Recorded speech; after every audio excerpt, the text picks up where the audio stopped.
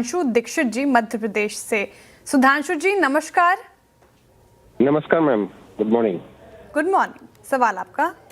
Ma'am मेरे पास लोढ़ा के 200 shares हैं 868 की प्राइस पे, और मेरे पास बीईएल के 300 शेयर्स हैं 446 की प्राइस पे, और मदरसन के जो शेयर्स हैं वो 500 शेयर्स हैं 124 की प्राइस पे। तो मैम थोड़ा सा इनका टारगेट जानना था और इनका व्यू।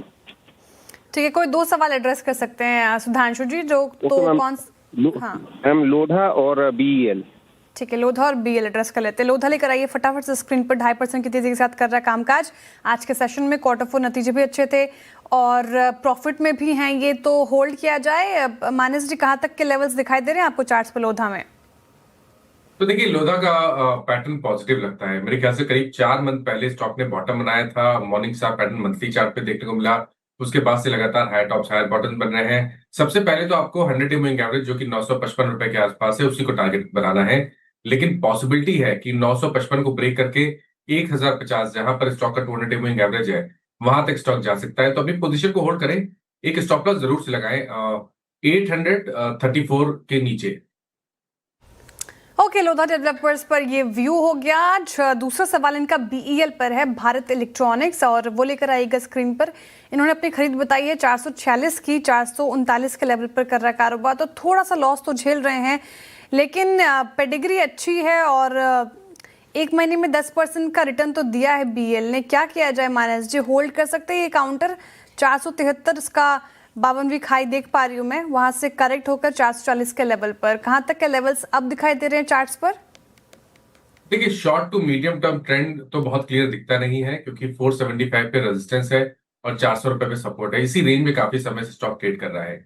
लेकिन जब हम लॉन्ग टर्म चार्ट देखते हैं तो वहां पर कोई किसी तरह की दिक्कत नहीं लगती है। मेरे ख्याल से पोजीशन को होल्ड करें, 390 रुपए के नीचे स्टॉप लॉस लगाए, टाइम फ्रेम बड़ा रखें, और ये उम्मीद करें कि जल्द स्टॉक 470-75 के लेवल को ब्रेक करेगा। और अगर ऐसा होता है तो आई थिंक आपको 1 से 1.5 साल में 625 तक की टारगेट बीएल दिखा सकता है। ओके, तो ये थी राय बीईएल के ऊपर। देखिए, इसके अलावा अगर हम स्टॉक देखें बंधन बैंक आज सेंटम है, यहाँ पे आता हुआ हमें दिखाई दिया है। क्वार्टर फोर्स आए हैं और रिजल्ट्स के ऊपर चलिए एक बार मैनेजमेंट से भी बात कर लेते हैं। अगर हम ओवरऑल नंबर्स देखें तो नंबर्स काफी शानदार देखने को मिले हैं। प्रॉफिटेबिलिटी में सीधा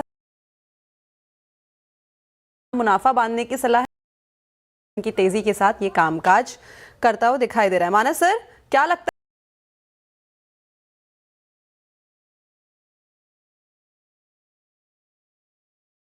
है मूड से हम देख रहे हैं कि मैनेजमेंट से बात होती रही, करता हुआ दिखाई दे रहा है।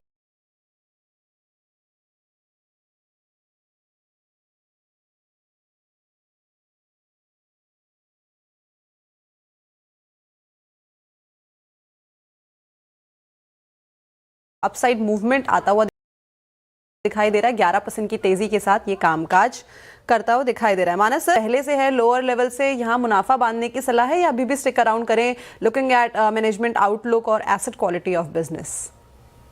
तो देखिए, वीकली चार्ट पे एक ट्रायंगुलर फॉर्मेशन का ब्रेकआउट है स्टॉक पे, जिसके टारगेट 240 रुपए के आसपास के आते हैं। मेरा समझना है कि जब तक 170 रुपए के ऊपर ट्रेड करता रहे, तब तक हर गिरावट पे खरीदारी करें और 240 से लेकर 250 की रेंज में अपने टारगेट सेट करें।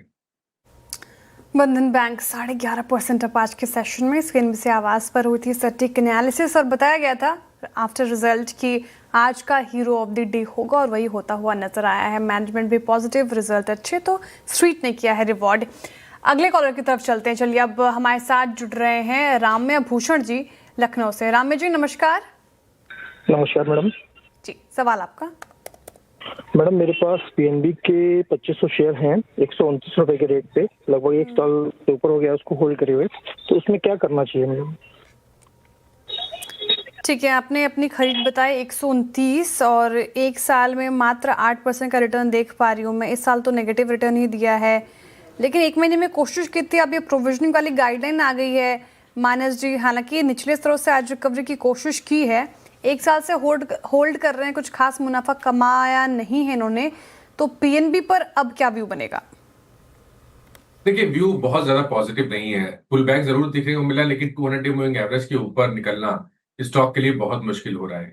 115 से 120 की रेंज को ब्रेक करना स्टॉक के लिए जरूरी है, क्योंकि इसी रेंज में 200 डे मूविंग एवरेज और 20 वीक मूविंग एवरेज आते हैं। एक बार 120 के ऊपर निकलेगा तो ही रैली देखने को मिलेगी। अभी के लिए मेरा समझना यह है कि एक बार स्टॉक से निकल जाए तो बेहतर रहेगा और वापस खरीदारी करें। अगर 120 के ऊपर निकलेगा तो फिर आप वापस स्टॉक में एंट्री ले सकते हैं, क्योंकि उसके बाद आपको 135 तक की रैली स्टॉक बहुत ही जल्द दिखा देगा।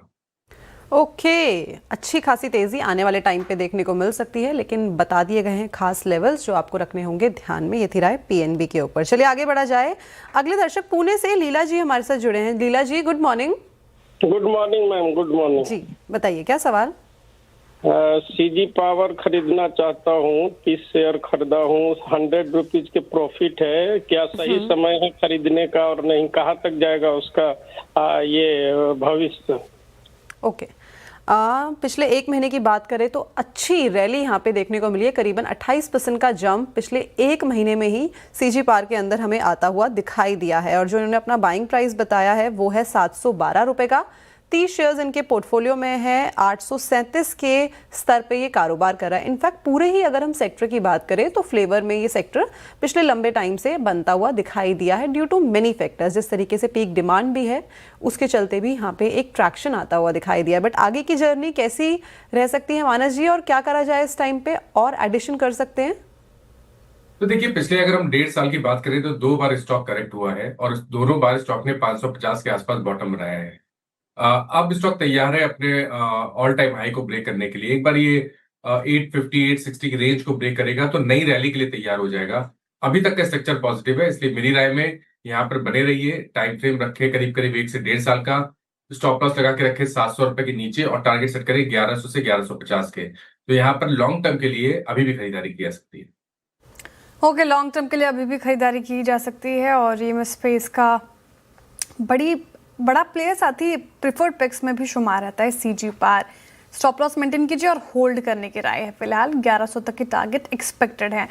अगले कॉलर की तरफ चलते हैं। विपुल भट्ट जी हमारे साथ जुड़ रहे हैं गुजरात से। विपुल जी नमस्कार। नमस्कार मैडम जी, सवाल आपका सर। मेरा सवाल है, मैंने इन्फोसिस लिया है 410 शेयर एट द रेट 1153। कब क्या लिया मैं था? इसको होल्ड करूँ या बेच दूँ? अभी कब लिया था सर इन्फोसिस? 3-4 दिन पहले ही लिया था ना, वो जो रैली आई थी माइनस में हो 7% माइनस हो तभी। और क्या सोच के लिया था सर? सोच लिया था 1400 1500 1400 के आसपास जाएगा तो मैं बेच दूंगा। ठीक है, शॉर्ट टर्म के लिए आप मान के चल रहे हैं। काफ़ी पेन में रहा है मानस जी आईटी पैक, और लगातार बात हुई है कि अभी फिलहाल as an investment purpose Infosys in fact पूरे आईटी स्पेस से थोड़ी दूरी बना के रखें। लेकिन आज थोड़ी बहुत रैली देखने को मिल रही है। पिछले वीक 7% तक करेक्ट हो चुका है इन्फोसिस। 1400 तक के टारगेट ये एक्सपेक्ट कर रहे हैं विपुल जी इन्फोसिस में। आप कब तक एक्सपेक्ट कर रहे हैं इन्फोसिस पर 1400? तो देखिए, पहले ये समझ लें कि जो स्टॉक का ट्रेंड है मीडियम टू लॉन्ग टर्म का वो निगेटिव है। वहां पर बहुत clear lower top lower bottom बन रहे हैं। कोई भी रैली स्टॉक में नहीं टिक रही है। लेकिन क्योंकि एक बड़ी गिरावट देखने को मिली है और इनकी एंट्री बहुत सही जगह पर है, बिल्कुल ऑलमोस्ट बॉटम पे इन्होंने एंट्री ली है, मेरे ख्याल से चांस ले सकते हैं। 14 मिनट की बात नहीं करेंगे, लेकिन एक बाउंस बैक की आप उम्मीद कर सकते हैं। स्टॉप लॉस आपको 1145 के नीचे लगाना है। कम से कम 1250 तक की रैली स्टॉक दिखा सकता है। ओके, 1250 तक की रैली आपको इन्फोसिस जो है वो दिखा के चल सकता है। आगे बढ़ा जाए। अगले दर्शक जो हमारे साथ जुड़े हैं वो बनारस से जुड़े हैं, Kanhaiya ji. Kanhaiya ji good morning. Good morning madam. जी बताइए क्या सवाल। मैडम टाटा टेक है 2 के आसपास और 640 के आसपास एवरेज है। तो क्या करना है मैडम? होल्ड करना है क्या? ठीक है, टाटा टेक, और जैसे कि आपने बताया 640 की आपकी बाइंग है। और लगातार हम देख रहे हैं जब से ये लिस्ट हुआ है 2023 में काफ़ी हाई लेवल पे लिस्ट हुआ था। उसके बाद एक डाउन ट्रेंड यहाँ पे लगातार आता हुआ दिखाई दिया है। करीबन आधा हो गया है जिस भी इन्वेस्टर ने उस टाइम पे यहाँ पे पैसा लगाया था। बट माना सर इस टाइम पे क्या लग रहा है कि वापस से एक रिवाइवल यहाँ पे आता हुआ दिखाई देगा? बिकॉज पेरेंट काफ़ी स्ट्रांग है लेकिन स्टॉक में कुछ ऐसा खास रिटर्न जनरेट करके नहीं दिया। देखिए, स्ट्रेंथ तो नहीं है। ये सही है कि स्टॉक ने लोअर लेवल से रिकवरी दिखाई है और 10-20 डे मूविंग एवरेज के ऊपर ट्रेड कर रहा है। लेकिन मेरा समझना ये है कि जब तक 600 के नीचे ट्रेड करता रहेगा तब तक दिक्कतें बनी रहेंगी। इसलिए नजर रखें। फिलहाल के लिए एक स्टॉप लॉस लगा ले 540 के नीचे, 540 रुपए के नीचे पोजीशन को होल्ड करें, इस उम्मीद में कि अगर 600 का लेवल ब्रेक हो गया तो शायद आपको 660 से लेकर 670 तक की रैली स्टॉक दिखा सकता है। टाटा टेक फिलहाल होल्ड करना है, लेकिन लगातार चर्चा हुई है, काफ़ी ये पूरा स्पेस पेन में है, होल्ड कर सकते हैं फिलहाल, अभी चार्ट्स देखकर यही नज़र आ रहा है। अगले कॉलर की तरफ चलते हैं, हमारे साथ जुड़ रहे हैं तरुण जी गुरुग्राम से। तरुण जी नमस्कार। हाँ नमस्कार मैडम।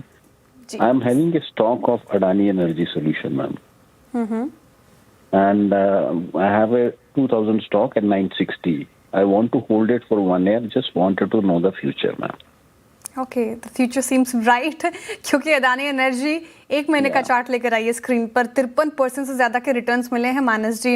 एनर्जी स्पेस फोकस में है, हालांकि आज थोड़ी मुनाफा वसूली है, लेकिन गजब के रिटर्न्स दिए हैं। 960 इनकी खरीद है, 1433 पर कर रहा है कारोबार, तो अच्छे प्रॉफिट में भी हैं। अब इस अदानी एनर्जी स्टॉक का फ्यूचर क्या होगा? यहाँ पे पार्शियल प्रॉफिट बुकिंग की सलाह है कि नहीं, होल्ड कर सकते हैं या नहीं, क्या स्ट्रैटेजी? तो देखिए, दो चीजें फेवर में है। पहला, ये जो पूरा सेक्टर है एनर्जी वाला, वो तो काफी स्ट्रांग लगता है, तो और दूसरी जो ये ग्रुप है अदानी ग्रुप, यहाँ पर भी काफी बाइंग इंटरेस्ट है, तो दोनों चीजें इनके फेवर में है। पोजीशन में बने रहना चाहिए क्योंकि स्टॉक ने 2024 के हाई को भी ब्रेक किया है। आई थिंक रिकवरी में 1850 तक के टारगेट देखने को मिल सकते हैं, तो अपनी पोजीशन को होल्ड करें। 1250 का स्टॉप लॉस लगा लें। 1250 का स्टॉप लॉस लगाइए तरुण जी और होल्ड कीजिए अदानी एनर्जी सॉल्यूशंस। चलिए, अब वक्त हो रहा है शो को वाइंड अप करने का। बहुत शुक्रिया मानस जी आज हमारे साथ जुड़ने के लिए, तमाम सवालों के जवाब देने के लिए, और दर्शकों का भी बहुत बहुत आभार जिनके सवाल रह गए होंगे। कल फिर से ट्रेडर्स हॉटलाइन में उनसे बातचीत करने की कोशिश करेंगे। फिलहाल